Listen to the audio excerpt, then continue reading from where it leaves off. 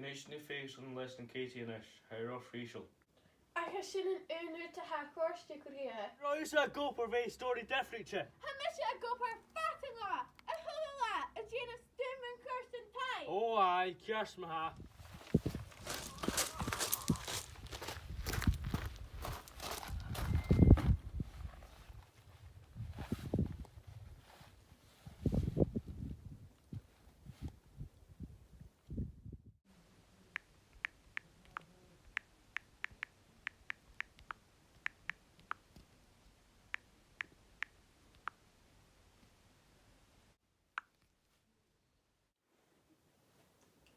Cyrsanna chael Katie gachu hast.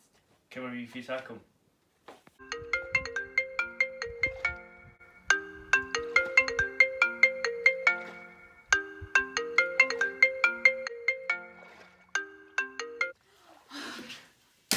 Catch a bell and Nian Shaw. Cynnelia took on phone hast. Be Armanach her son and junior.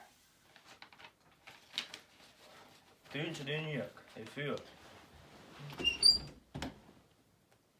Catch a bell on phone. Jiha kia. Jiha kia. Quiet. A Katie!